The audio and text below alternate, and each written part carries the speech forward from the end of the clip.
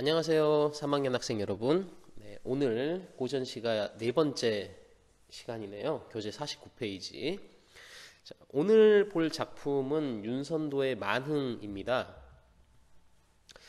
일단 화면에 1, 2수만 나와 있긴 한데요. 윤선도는 한 번쯤 들어보셨을 거예요. 워낙에 유명하신 분이고 아마 교과서에서 언급된 작품들도 좀 있었을 겁니다. 어부사시사 같은 경우가 가장 대표적인 작품이고요. 지금 여러분 보시고 계시는 이 윤선도의 만흥이라는 이 연시조도요, 아마 어디에선가 한 번쯤은 본 느낌이 있는 그런 시조일 겁니다. 실제로 이 작품은 기출 출제도 많이 됐었어요. 최근은 아니지만요, 2014년 3월달 전국연합에도 나왔었고요. 그 전에는 이제 2007학년도 좀 더 옛날로 가지만 모의평가에도 직접 출제가 됐던 작품입니다. 윤선도라는 이 분은요, 아마 많이 들어보셨을 텐데 국어 시간에 더 많이 나올 거예요. 역사 교과서에서 많이 안 나오시고요. 국어 교과서에서 훨씬 많이 나옵니다. 워낙에 많은 문학 작품을 남기신 분이고 송강 정철과 함께 우리나라 고3 학생들을 괴롭히시는 분 중에 한 분이라고 보시면 돼요. 주로 자연에 대한 이야기를 많이 하셨습니다. 이분 작품도 대부분 다 자연이고 지금 이 만흥이라는 작품 역시도 자연에 대한 이야기입니다. 유배를 워낙에 많이 가셔서 별명이 프로 유배러라고 불리기도 할 정도로요. 정치 생활은 굉장히 험난하셨던 분이에요. 그러다 보니까 문학 작품에서 주로 자연을 이야기를 많이 하고요. 유배지에 있으면서. 그러면서도 현실 정치를 완벽하게 또 이렇게 관심을 두지 않거나 그러진 않았거든요. 그래서 그런 부분도 이 만흥 마지막 수에 보면 살짝 드러납니다. 자, 이런 내용들을 한번 전체적으로 쭉 살펴보도록 할게요. 첫 번째 수 보겠습니다. 일단 각 수마다요, 현대어로 한번 쭉 옮겨놓고 중요한 시어나 구절들, 알아야 될 것들 조금 이렇게 정리하는 형태로 갈게요. 자, 첫 번째 수 보겠습니다. 산수간 바위 아래 띠집을 짓노라 하니, 산수간 바위 아래 띠집, 초가집이죠. 초가집을 지으려 하니, 자, 그 모르는 남들은 웃는다 한다만, 자, 그 뜻을 모르는 그 모론, 그 뜻을 모르는 남들은 웃는다, 즉 비웃는다예요. 비웃는다 하지만 어리고 혀암의 뜻에는 내분인가 하노라. 혀암은 어휘풀이가 있을 겁니다. 시골에 사는 견문이 좁고 어리석은 사람인데 그냥 시골 사람이라고만 알고 계셔도 돼요. 앞에 어리다는 나이 어리다가 아닌 거 알고 계시죠? 중세국어에서 어리다는 어리석다입니다. 그 세종대왕님의 훈민정음 어제 서문에서도 나오죠. 어리석은 백성이, 어린 백성이 니르고저 홀빼이셔도라는 말이 나옵니다. 그때도 어리석다라는 의미예요. 그러니까 어리석은 이 시골 사람 생각에는 이렇게 초가집 짓는 게 내 분인가 한다. 현대어로 옮기면 이 정도입니다. 자, 산수간 바위 아래 어딘지 짐작하시죠? 자연입니다. 자연에 살겠다는 이야기예요. 내가 자연에 초가집 짓고 그렇게 사는데 그걸 사람들이 자꾸 비웃는다는 거죠. 내 뜻도 모르고. 자, 하지만 그래도 혀암, 시골 사람인데 이건 자기 자신을 낮춘 표현이에요. 자기 자신을 약간 좀 낮춘 표현이라고 생각하시면 되고요. 자, 내 분인가 한다는 건요, 이게 내 분수다라는 이야기죠. 내 분이다, 이게 내 분수다. 근데 사실 그 안에는 만족의 의미가 포함이 됩니다. 여러분들 왜 그런 경우 있잖아요. 똑같이 시험 점수 90점인데도 어떤 친구는 내가 두 개나 틀리다니 하고 이렇게 약간 좀 불만을 표현하는 친구도 있지만 또 어떤 친구는 그런 경우도 있잖아요. 나 이번에 공부한 거에 비해서 어머나 90점, 나 잘했다. 나 공부한 거에 비하면 내 분에 맞는 것 같아. 난 괜찮아. 네, 내 분에 맞다는 건 만족의 의미를 내포합니다. 따라서 지금 여기에서 내 분인가 하노라, 만족한다, 안분지족을 추구하려고 하는 거죠. 네. 첫 번째 수의 내용, 이렇게 자연 속에서 안분지족의 삶을 지향하겠다라는 화자의 모습이 나와 있었습니다. 두 번째 수로 넘어갈게요. 자, 보리밥 풋나무를 알맞춰 먹은 후, 보리밥과 풋나무를 알맞게 먹은 다음에요, 바위 끝 물가에 슬카시 논이노라. 바위 끝 물가에서 실컷 논이노라. 자, 실컷 놀자꾸나, 이런 말입니다. 자, 그 남은 여남은 일이야 불할 줄이 있으랴. 그 남은 또 다른 일이야 부를 줄이 있으리라. 즉 그 밖에 다른 일이야 내가 부러워할 일이 있겠느냐. 현대어로 비교적 좀 쉽게 옮겨지죠. 한자어가 많지는 않아서. 자, 보리밥 풋나물은 네, 소박함을 상징하는 음식이에요. 네. 뭐 자연 속에 있으니까 뭐 되게 진수성찬 차려놓고 먹기는 어렵잖아요. 물론 이분은 양반이시기 때문에 뭐 맘 먹었으면 그렇게 뭐 진수성찬도 먹으려면 먹었겠지만 이렇게 자연 속에 사는 삶하고는 안 어울리죠. 그래서 보리밥과 풋나물, 이 소박한 음식이지만 나는 이걸로도 충분해. 이런 인식도 좀 있는 것 같고요. 바위급 물가에서 실컷 논다. 물가에서 논다는 건요. 여러분들이 생각하는 물가에서 노는 거 아니에요. 그냥 이거는 한가롭다라고 이해하셔야 됩니다. 그러니까 이게 되게 여유롭게 물가를 바라보면서 앉아가지고 이렇게 부채 이렇게 살랑살랑하면서 이렇게 뭐 글 좀 쓰고 뭐 이렇게 시조 좀 하고 이런 정도예요. 한가롭게 자연을 즐기는 모습을 실컷 논다라고 이렇게 표현을 한 겁니다. 여러분이 생각하는 진짜 물가에서 이렇게 물장구 치고 노는 그 노는 거 아닙니다. 그냥 한가롭다 이렇게 이해하시면 되고요. 자, 그 남은 여남은 일이야. 예, 그 남은 여남은 일, 그 밖에 다른 일인데 그럼 이게 뭘 제외한 일이냐? 내가 지금 소박하게 이렇게 자연을 즐기는 것 이외의 일을 부러워할 일이 있겠냐? 그럼 자연을 즐기는 것 이외의 일은 도대체 뭐지? 네, 부귀영화나 돈과 명예를 추구하는 세속적인 삶이에요.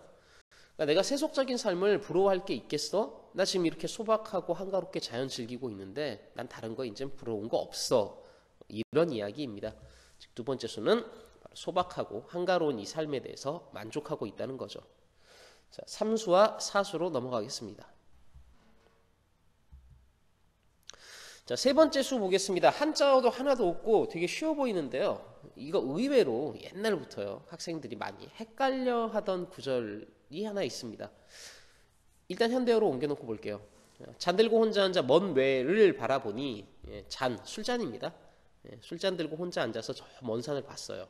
자, 그랬더니 그리던 님이 오다 반가움이 이리하랴. 바로 이 부분이에요. 이 부분 학생들이 되게 그리워하던 님이 와서 반가움이 이러하다. 이렇게 이해를 하는 경우가 있는데 이건 그게 아니라요. 그리워하던 님이 온다고 한들 이 오다가요. 압축되어 있는데 현대어로 옮기면 온다고 한들 이렇게 풀어줘야 돼요. 즉 술잔 들고 혼자 앉아 먼 산을 보니 그리워하던 님이 온다고 한들 반가움이 이만하겠느냐? 그리워하는 님이 오는 것보다 먼 산이 더 좋다. 이렇게 이해를 하시면 돼요. 자, 그 다음 말씀도 우음도 아니어도 못내 좋아하노라. 말도 웃음도 안 하지만 나는 좋다예요. 그러니까 이게 이제 학생들이 어떻게 이렇게 얼핏 보면 어떻게 오해하냐면요. 그리워하던 님이 왔어. 반가워. 아, 님이 말도 안 하고 웃지도 않아. 난 그래도 우리 님 좋아. 아, 우리 님 와서 너무 반가워. 이렇게 이해를 하는데 그건 아닙니다. 네, 여기서 말씀과 웃음도 안 하는 주체는요. 먼 산이에요. 네, 저 먼 산은 말도 웃음도 없죠. 그렇잖아요. 먼 산이 지금 뭐 여러분한테 말하고 웃나요? 네. 의인법이에요. 사실 이 말씀도 우음도 아니어도는 의인법입니다. 먼 산을 의인화한 거고요. 그러니까 저 먼 산이 나한테 저런 말도 안 하고 웃어주지 않아요. 나는 그래도 산이 좋아요. 이 자연이 좋아요. 이렇게 보시면 되고요. 이 중장, 그리던 님이 오다 반가움이 이리하랴. 이 부분은 그래서 산을 보는 즐거움, 즉 자연을 즐기는 게 최고다. 이런 의미로 이해를 하셔야 돼요. 네, 내가 산을 바라보는 게 그리워하던 님이 오는 것보다도 훨씬 더 반갑고 좋구나. 이런 의미로 이해를 하셔야 합니다. 이거 나중에 저기 문제에도 나와요. 교재 3번 문제, 2번 문제였군요. 네, 2번 문제가 요거 가지고 함정 파놓은 거예요. 네, 이따가 문제 때 다시 또 이야기할 거고요. 세 번째 수의 내용, 자연과 함께하는 삶이 즐겁고 좋다. 이런 이야기였습니다. 네 번째 수로 넘어올게요. 자, 누고셔 삼공독은 낫다 하더니 만승이 이만하랴. 역시 한자가 좀 나오니까 조금 어렵죠. 삼공과 만승이 무슨 뜻이냐. 네, 삼공은 삼정승이에요. 그러니까 누군가 삼정승보다 낫다 하더니 만승이 이만하겠느냐. 자, 현대어로 옮겨보면 자, 누군가 자, 그리고 생략이 됐습니다. 바로 자연을 생략시킨 건데요. 자, 누군가 자연이 삼정승, 뭐 영의정, 좌의정, 우의정 하는 것보다 낫다고 했어요. 그랬는데 정말 만승이 이만하냐. 만승은 그냥 황제 혹은 천자 이렇게 이해하시면 돼요. 이 만승을 직역을 하면 만대의 수레, 뭐 만대의 수레를 끄는 사람인데 그 옛날 수레 만대를 끌 만한 사람이 누가 있을까요? 예, 수레 만개. 예, 황제 말고는 없어요. 왕의 자리 말고는 없습니다. 여기서 만승은 그냥 간단하게 천자, 황제 이렇게 이해하시면 되고요. 그러니까 누군가 삼정승보다 낫다고 했지만 야, 황제 자리가 이만하겠어 이런 말이고요. 그 다음 이제로 헤어든 소부호요 약도떠라. 약도떠라는 어휘풀이 있어요. 약다, 영리하다라는 의미고요. 자, 이제와 헤어든 생각을 해보니 소부허유가 참 약았었구나, 참 영리했던 사람들이었구나. 그럼 소부허유는 누굴까? 이따 설명하고요. 마지막 종장 바로 볼게요. 아마도 님천하능을 비길 곳이 없어라. 님천하능은 어휘풀이 그대로 적용하시면 돼요. 자연에서 한가롭게 살아가는 즐거움을 적용하면 자, 아마도 자연에서 한가롭게 사는 즐거움은 비교할 것이 없겠구나, 최고구나 이거예요. 네. 자, 그럼 일단 만승이 이만하랴 황제 자리가 이만할까? 황제 자리보다 낫다는 의미죠. 네. 자연을 즐기는 게 내가 황제에 올라가는 것보다 낫다. 진짜 최고야 이런 거고요. 자, 소부호유. 네, 난데없이 튀어나온 이 소부호유. 우리나라 시조에서요 가끔씩 이렇게 이제 중국 고사들이 좀 나옵니다. 아무래도 중국의 문화 영향을 많이 옛날엔 받았잖아요. 그러다 보니까 고전시가 특히나 이런 평시조 같은 데서 가끔씩 이런 중국 고사 인물이 나옵니다. 소부호요는 옛날 중국 고대 인물들이고요. 은사라고도 불려요. 숨어 지낸 사람들. 즉 현실에서 숨어서 자연을 벗삼아 살았던 사람들입니다. 자, 그러니까 이게 이제 생각해 보니 그 옛날 중국 고대의 소부와 호유라는 사람이 참 똑똑한 사람들이었구나. 이 좋은 걸 그렇게 그때도 알았었구나. 참 영리한 사람들이었네. 그러니까 이것도 결국 자연이 참 좋다. 이런 맥락에서 나온 표현이라고 보시면 되고요. 자, 결국 네 번째 수의 내용. 자연을 즐기는 삶에 대한 자부심이에요. 와, 너무 좋아. 황제 자리보다도 좋아. 정말 최고구나. 이런 이야기를 하고 있었던 부분이었습니다. 이제 마지막 5수, 6수 보도록 할게요. 자, 5수를 보겠습니다. 내 성이 게으르더니 하늘이 알아실사. 내 성, 천성이에요. 내 천성이 게으른 것을 하늘이 아시고 인간 만사를 한 일도 아니 맡겨. 자, 인간 세상 수많은 일을 한 가지도 맡기지 않았습니다.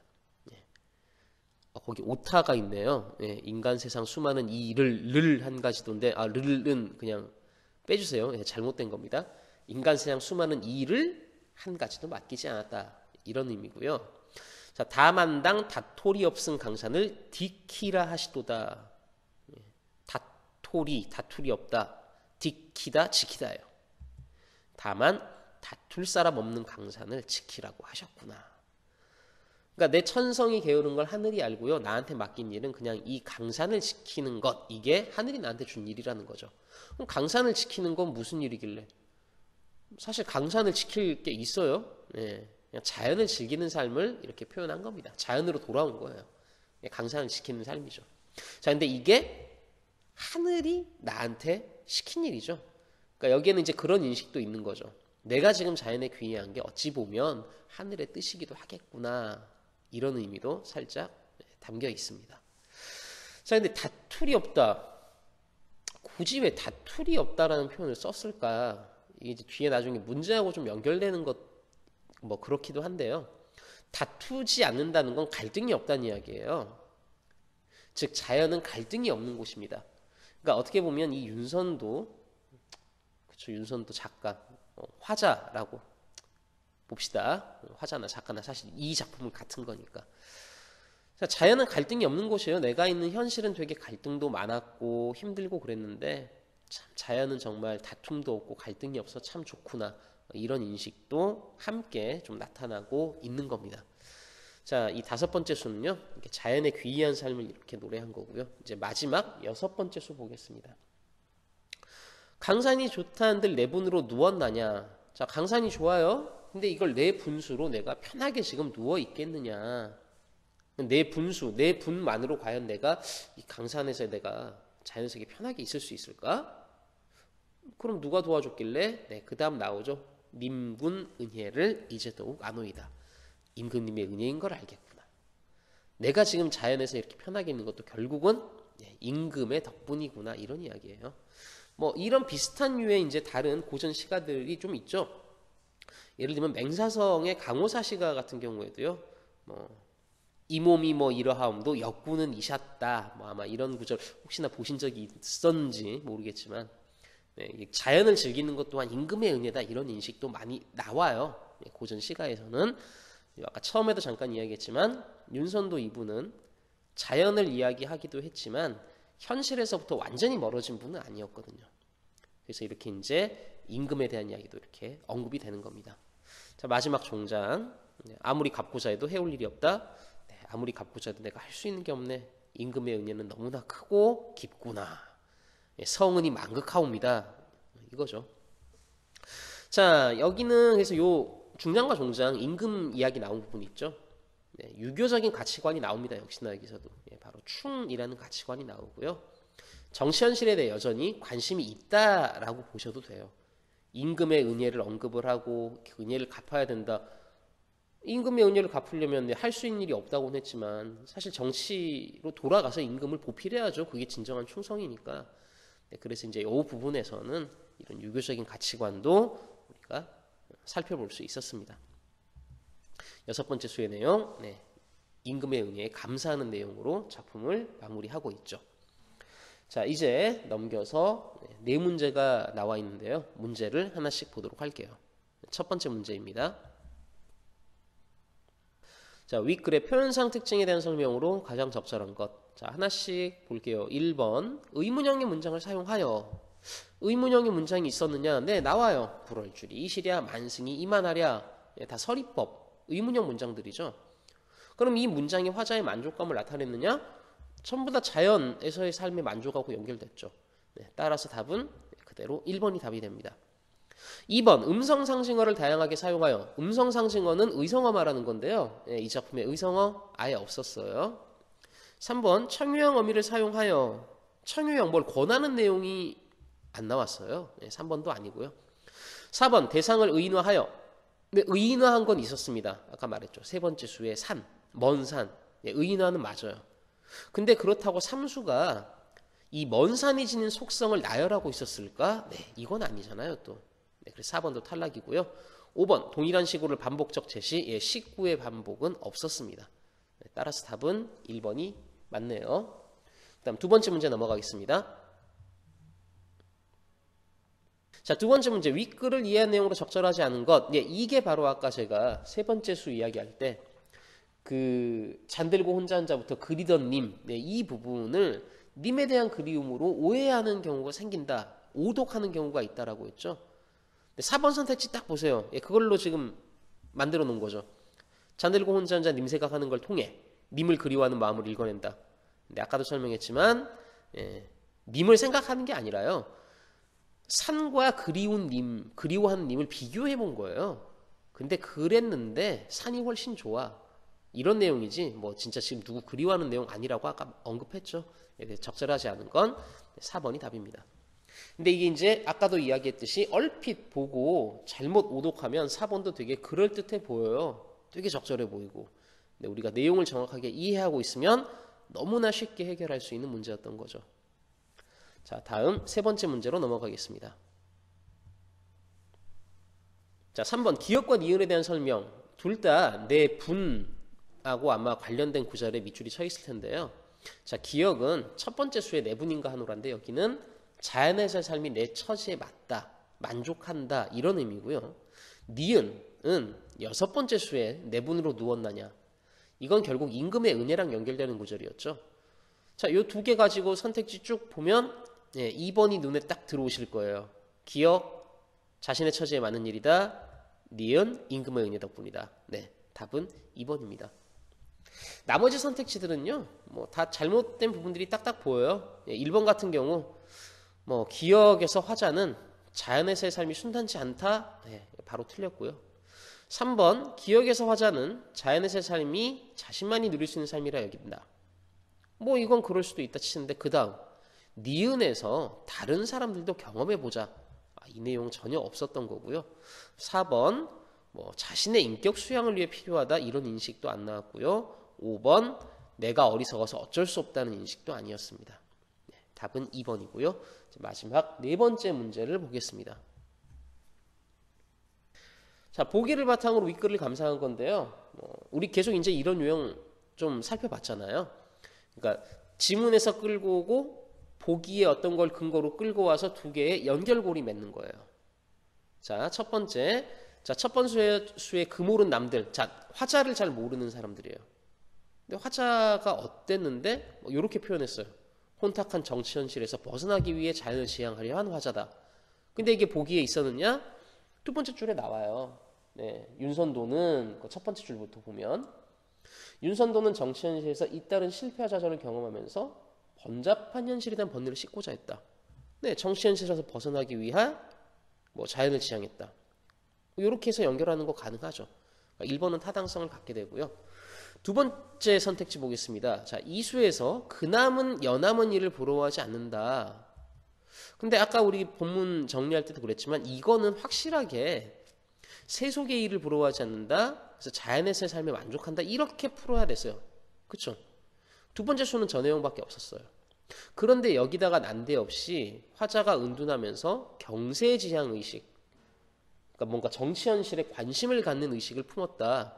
네, 두 번째 수에서는 경세지향 의식을 확인하기가 어렵습니다. 그러니까 이거는 논리적으로 좀 잘못 연결을 한 거죠. 네, 그래서 2번이 적절하지 않았습니다.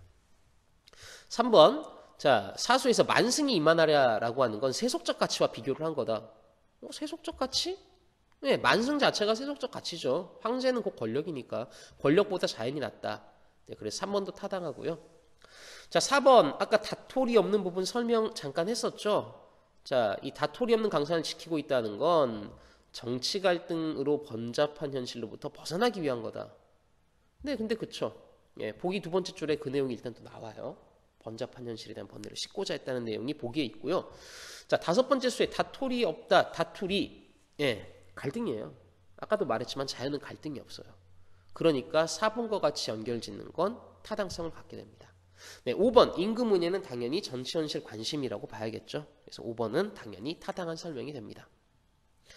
네, 오늘 여기까지 해서 또 고전시가 네 번째 부분까지 이렇게 진도를 나갔고요. 자, 다음 다섯 번째 시간에는 고전시가 5번 사설시조 두 편 나와 있는데요. 네, 이 부분 진도 나가도록 하겠습니다. 감사합니다.